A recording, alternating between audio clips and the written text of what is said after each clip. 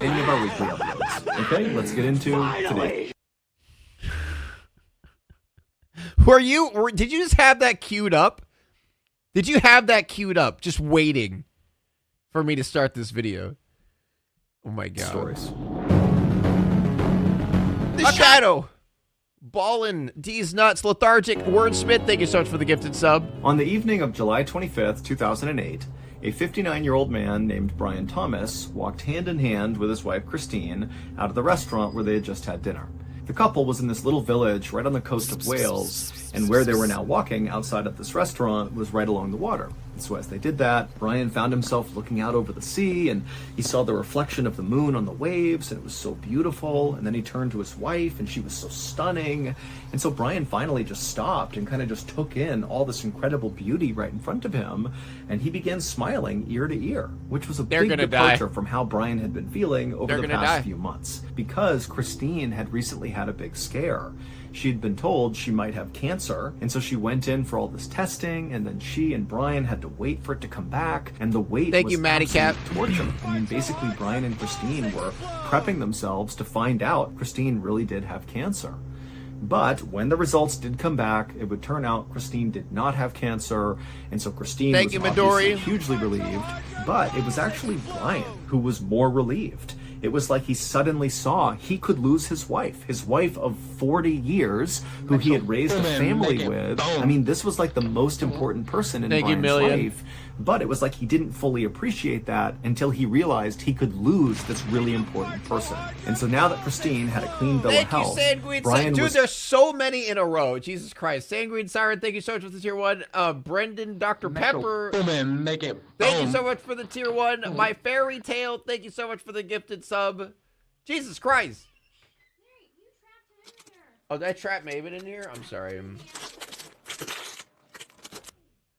The maid dress is coming? No, it's not. Committed to showering her with love and affection and taking her to restaurants and on vacations. And in fact, the reason they were actually in this village in Wales is because they were on one of Brian's many vacations for Christine. He had gone out and bought this little camper van, and they had driven it up to this part of Wales. And then after this vacation ended, Brian's plan was to use this camper to travel with his wife all over Great Britain. And so the couple had a really busy schedule coming up. But for right now, Brian was focused on just staying in the moment and enjoying this newfound happiness he was feeling. How do you know? He and his wife would continue to just kind of walk along the water for a bit. And then finally, when they... I'm starting to think that Ballin is a Wendigo. Right? Wendigo? I'm used to saying Wendigoon because that's like the last thing I've heard of Wendigo, not Wendigoon. Wendigo. Where are we going? Where are we going? Wendigo. We're gonna Wendigo to the polls. Remember that? Anyway, what was I? Where was I going with this? God, you're gonna make me lose my train of thought. Your local alien thing starts to give this up. Martin McFly Williams with the $5. Gotta catch the stream finally with sub on Twitch, but I work nights and don't have the time. No, I appreciate it. Thank you so much. Bees 1313. Thank you so much for giving us up.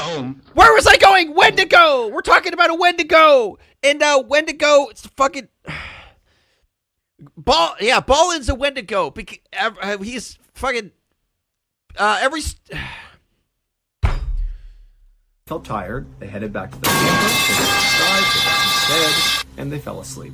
A little before 4 a.m., Brian suddenly woke up inside of this camper. And so he sits upright and he looks around. You know, it's totally dark inside of there. He can't see anything. He doesn't really know why he just woke up. And he's trying to get his bearings. And then, as his eyes kind of begin to focus, he realizes there is a person standing inside of their camper right near the door. Basically 10, 15 feet away from he and his wife is a person.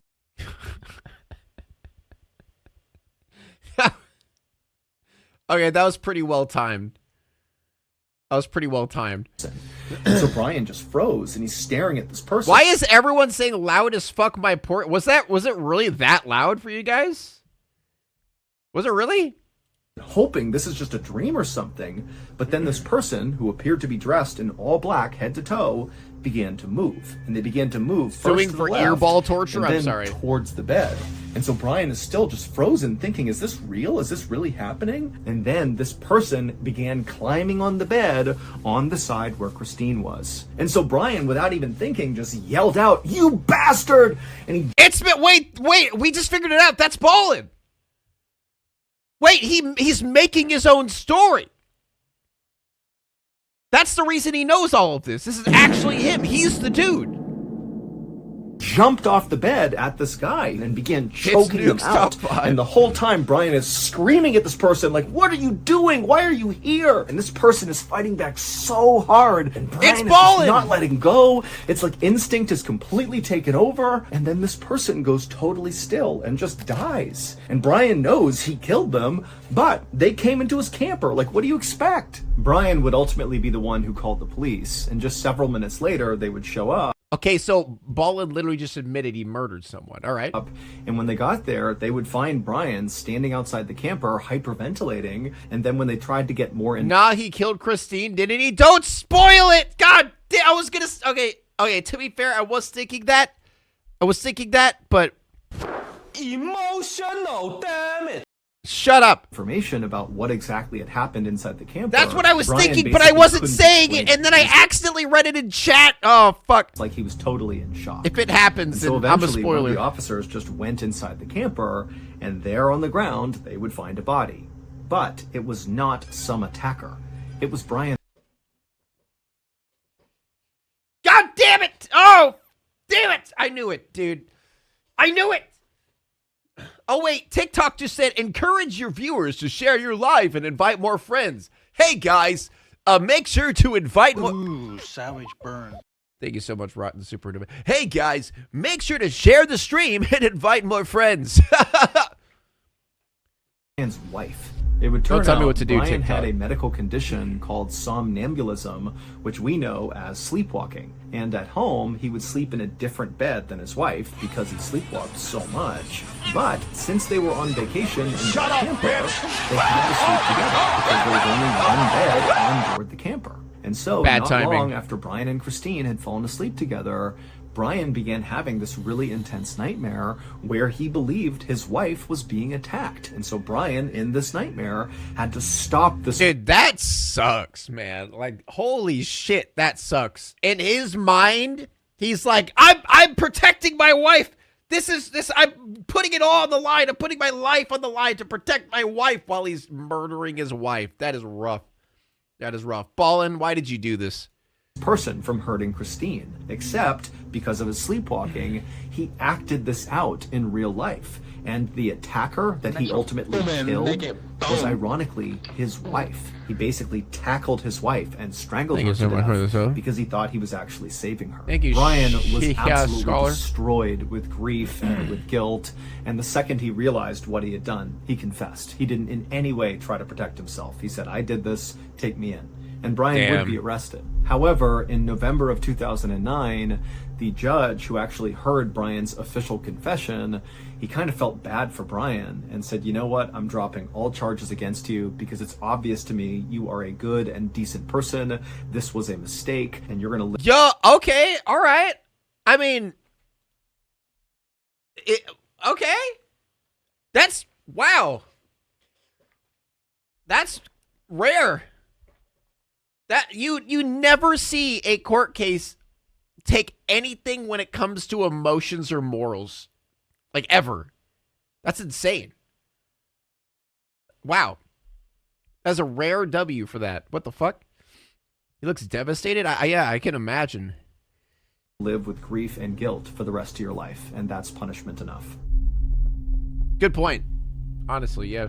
If you don't know this, late last year, we launched a brand new Strange, Dark, and Mysterious Why is someone in my chat's name average Bionic Pig viewer 135? And they just put W. I don't know why I've never seen that person. Go on. Cry. No. Cry your little bitch tears. Why would you? Why? That is awful. Who did that? Mon Bond, thank you so much for the pride sub. Who did that? They deserve a ban. That's awful. A show called Mr. Ballen's Medical Mysteries. And so far, How many podcasts do you have, man? How many podcasts? How many shows? Holy shit. This number like 200. All of his sponsors are just his podcasts.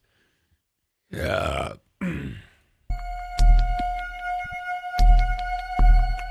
one morning in January of 2016, a 45-year-old woman named Lauren walked into an office building in West Virginia where she worked as an office manager, and she dropped her purse, her phone, and her cigarettes on her desk. It was a Friday, and so Lauren was in a really good mood because she was pumped about the weekend.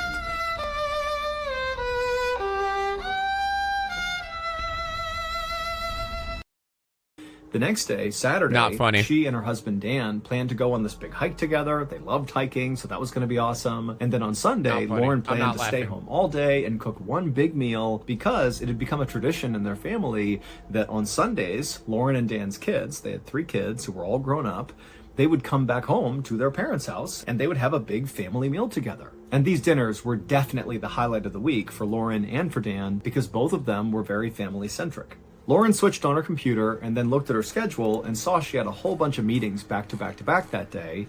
And so immediately she was worried that she would not be able to slip out that day and go for a quick walk. Something she had recently been doing a lot of because her doctor had recently told her that she had a blood circulation disorder that was called peripheral vascular disease. And what that meant was the arteries that carried the blood from her heart down to her legs and her feet were becoming blocked. And so her legs and feet were not getting enough oxygen. So far, her only symptoms were the occasional leg cramp, but if the disease got worse, it could lead to pain and mobility issues, and also heart attack and stroke. Luckily, Anyone ever like lay on their like when they're younger, like you lay on your arm and like you wait till your arm gets numb, so it feels like whenever you're like jacking it, that it's like someone else. Lauren's doctor told her that she didn't need medication, she just needed to quit smoking, change her diet, and become more physically Thank active. you. And Lauren had totally leaned into this and Thank you was for the being sub. much more active and had changed her diet. She hadn't quit smoking yet, but she planned to. And so Lauren really felt like she was on the right track. And so as Lauren kind of began her day, going through her emails and thinking about when she's going to do this walk, Why is everyone question marking me? What? Why? her cell phone rang. When Lauren looked at the phone, she didn't Why? recognize the number, so she decided to let it go to voicemail. And so Lauren forgot about her phone and just figured whoever this was, they'd call back or whatever, and she's doing her thing. You're just mad at me because I'm spitting facts. You're mad at me because I'm spitting hot fire. That's Then it. she got another phone call, and when she looked, it was the same number calling her back. And this time, Lauren did pick up the Thank you, phone, Spider-Bot. And when she said the hello, Prime. on the other end of the line, she heard a police officer say in a very serious voice, "Am I speaking to Dan's wife?" And so right away, Lauren's heart began to race, and she would tell the officer, yes, what's going on? And all the officer would tell her is that Dan, unfortunately, was in a very serious car accident, and so you need to come to the scene right away. In an absolute panic, Lauren hung up the phone, she grabbed her things, she ran out to the car, and she floored her way to the address the police officer gave her. But when she got there, she saw there were so many police cars and ambulances and all these people that she couldn't even see what was there, boyo. Lovely day for a boat wash. How did you time that right? How the hell did you time? There was literally a car right. How did you do that? How did you know?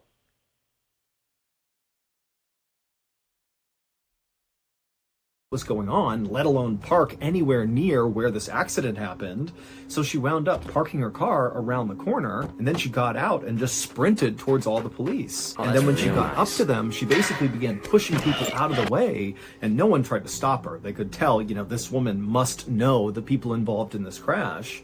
And so she pushed past. You know, all you guys these are really people, good at making and a finally depressing she can see situation through the crowd, more and she depressing. can see her husband's car, and it's absolutely mangled. And there's all these first responders that are in a circle on the pavement, and she can tell there is somebody on the ground they're working on, and it's got to be Dan. And so Lauren just began running towards that group of people, and as she did, they all stood up as if, you know, there was nothing they could do. And on the ground, Lauren saw her husband. There was Dan lying in this huge pool of blood, just motionless on the ground.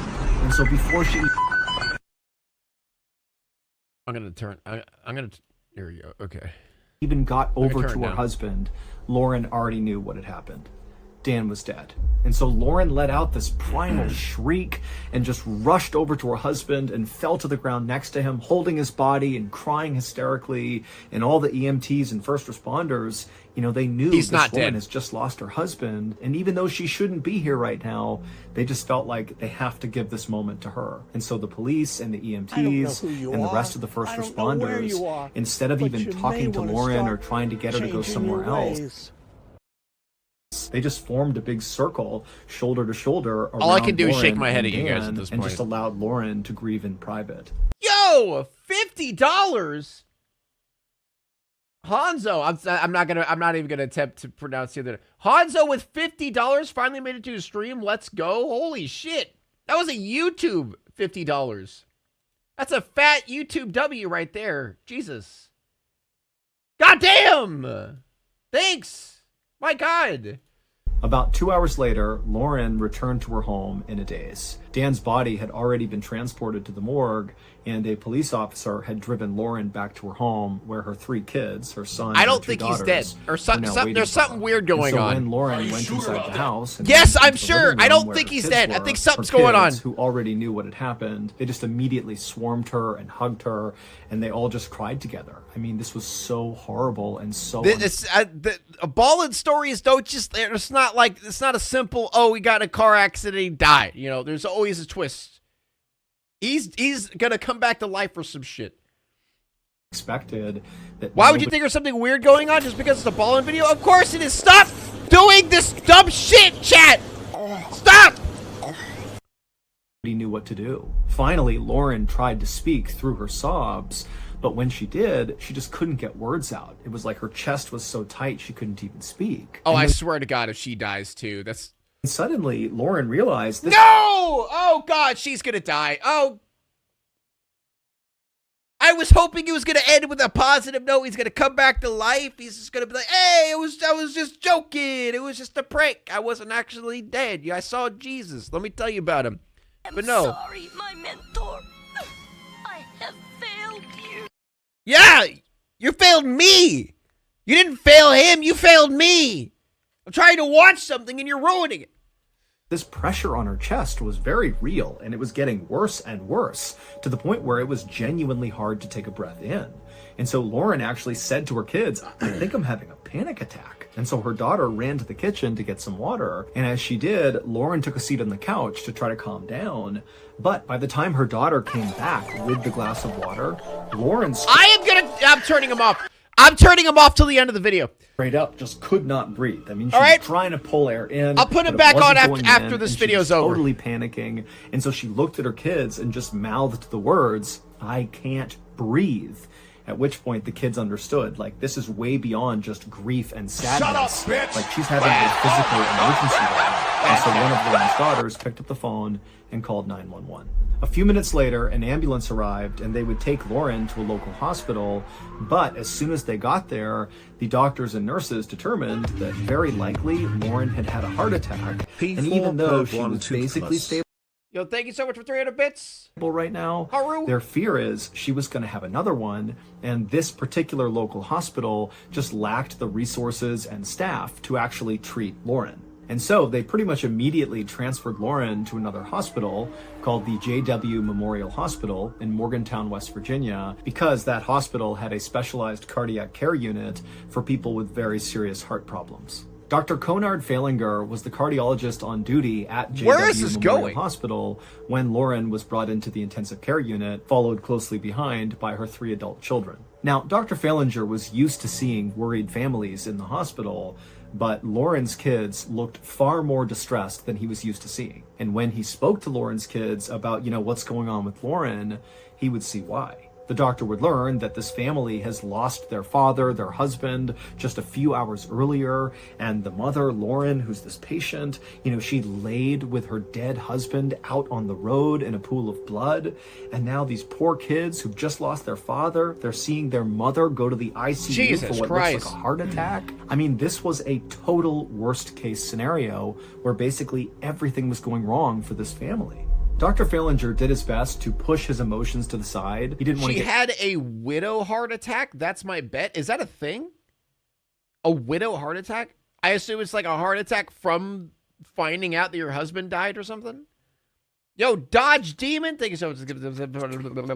Wrapped up emotionally in this case, but at the same time, I've never heard of that, the doctor though. felt a very deep need to save Lauren. Like, let this family have one good thing happen to them. But Lauren's condition was pretty dire. Just like the doctors at that local hospital where Lauren went first, Dr. Falinger also suspected Lauren had a heart attack, very likely because of that blood circulation disorder that she had that basically clogged her arteries. When an artery shit. in the heart gets blocked, the blood can't circulate in the heart, God. and so the heart dies. And preliminary testing on Lauren showed there was already signs of damage to her Dude, heart. dude, what the, that's so shitty. That's so lame. Her husband and their father dies. Mom's like, I'm a head out. That's not cool, man. Same way that a heart attack would damage a heart. Her heartbeat was also irregular and it was too fast, and her blood pressure was dangerously low. And then also, when Dr. Falinger looked at some images... Dude, it's a Ballin video. She's gonna die. Like, it's pretty much guaranteed she's dead, Like, you never watch a Ballin video. It's like, oh, and she miraculously survives. She's fucking dead, all right? God damn it. of Lauren's heart, he could see Damn that it, the Ballin! majority of her Save heart muscle wasn't even moving. Basically, Lauren's heart was working way harder and way faster than it should be to accomplish nothing. And so, very quickly, Dr. Falinger realized that unless he was able to find the blocked artery in Lauren's heart and clear it, that Lauren would die. And so Dr. Falinger looked up at Lauren's 3 kids who were just standing there in silence, waiting for more bad news. And Dr. Falinger said to them, your mom needs to go into surgery right now. Nurses wheeled Lauren out of the ICU and into surgery, where she was immediately put under anesthesia. Once Lauren was ready, Dr. Falinger watched on a monitor as another surgeon fed a thin, flexible tube, called a catheter, into an artery in Lauren's leg, and then fed it up towards her heart. This surgery was called cardiac angioplasty. Basically, that surgeon was going to use that catheter, that tube, and put it into Lauren's heart, and then shoot dye through that catheter tube into the blood in Lauren's heart. And then Dr. Falinger and the other doctors could watch to see where this dye went. If the dye was pumped out of the heart like it should be, they'd see it go in all different directions. But if at some point on the... Oh, it's a test. Okay, I thought that was like he was trying to save her with dye, but he's just doing it as a test. Okay, I was confused. Monitor, the dye just stopped inside the heart and didn't go anywhere. What color? Then that would mean they found a blockage. Ballin was one of the nurses, so when the surgeon had the catheter in Lauren's heart, he injected the dye, and they all watched on the monitor, and her heart functioned completely fine. There was no blockage in her heart. Now, the doctors weren't entirely convinced yet that there was no blockage, so they pulled that catheter out, and they got a different one, and they went through the exact procedure all over again to see if maybe that catheter was malfunctioning. But again, that second time, the dye didn't stop anywhere. Her heart seemed to be functioning totally normally. And so Dr. Falinger and the rest of the doctors and surgeons, they were all totally baffled, because what this meant was whatever was happening to Lauren, or whatever did happen to Lauren, was not a heart attack. But make no mistake, Lauren's heart was still absolutely dying. It was just some other thing killing it. Dr. Falinger went back to the drawing board, but realistically, there just weren't that many other things to consider with regards to what was happening to Lauren. Heavy alcohol use could in theory cause what was happening to Lauren, but Lauren didn't. He's dying of heartbreak. Dude, I've heard, like, I understand that whole concept of dying of heartbreak, but that's just normally like you die of depression from heartbreak. You don't like physically die of heartbreak. It can actually, like, that could actually happen like that. You genuinely can just die. Like, your heart can literally just be like, yeah, you know what?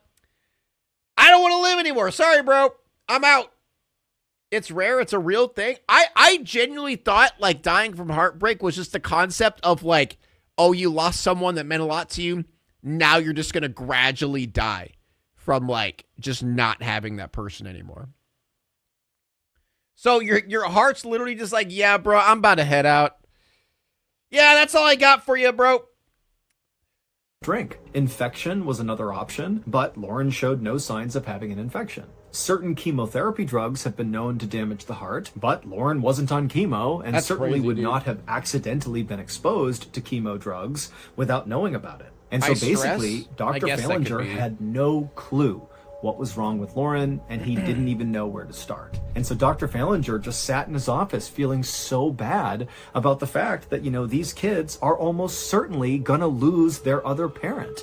I mean, it was his duty to save Lauren, and he couldn't do it, and he just felt so bad. He couldn't even imagine how he was gonna deliver the news to the kids that, you know, your mom's gonna die, and we don't know why. I mean, this was the worst for Dr. Fallinger. He felt like he had failed as a doctor. But just then, Dr. What? Fallinger has this epiphany.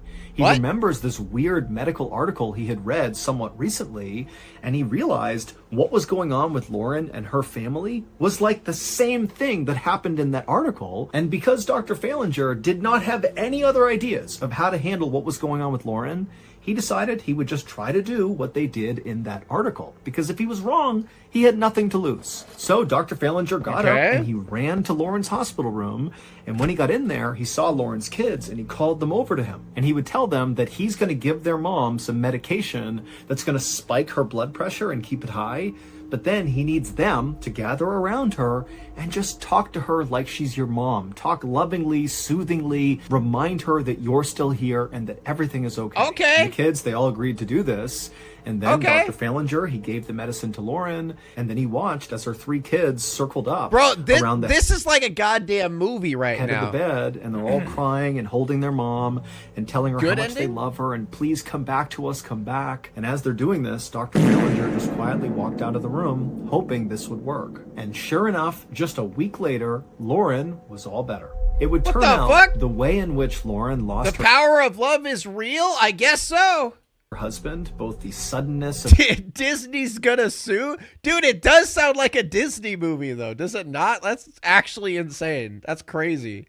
getting that phone call, combined with just the unthinkable horror of seeing your loved one on the road in a pool of blood dead. I mean, that situation was so stressful for Lauren that her brain released a ton of stress hormones into her body. Okay, so it much was stress. that these Okay. stress hormones literally paralyzed her heart. And so you can understand why all the doctors thought this was a heart attack, because this sort of looked like one. But this condition does have its own name. It's called stress cardiomyopathy. However, it's Ha!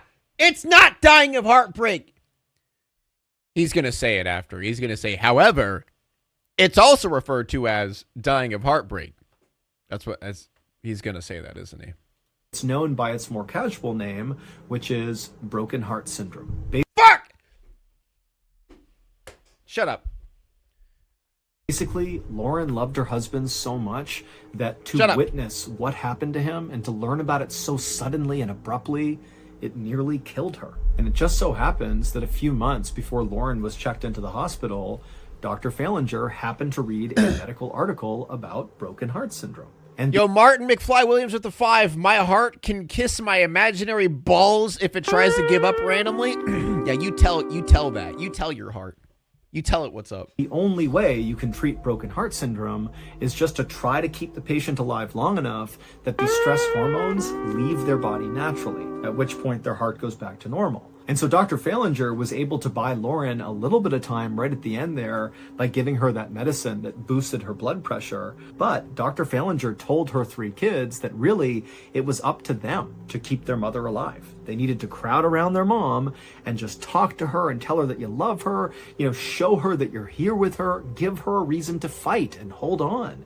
Even though she's not saying or doing anything, Not gonna bully she's my heart still right now, alive gonna and she eat can a hear you, so cheeseburger. talk to her. And so Lauren's kids just sat around their mother and just showered her with love and affection. And sure enough, a few days later, when Lauren did kind of come out of it and recover, she would say that she felt herself drifting off towards death. I mean, she really knew she was dying. But then she remembers hearing her kids calling to her and saying how much they loved her and to please come back. We need you. We already lost Dad. We got to keep you. And Lauren would say that's the reason she's still here today, is because she held on for her kids. She felt like it was her duty to be here for her family. And so that's what saved her life. She's the Avatar. That's kind of crazy, dude. What the hell? Okay, here is the clip from our newest episode of That's insane. Wow. Now it's time to walk away. I hope you enjoyed your stay. Did you laugh or cry or maybe subscribed? I'll thank you either way. You know I will miss you. I hope you return. Tell your friend or your mother to get me more views, please.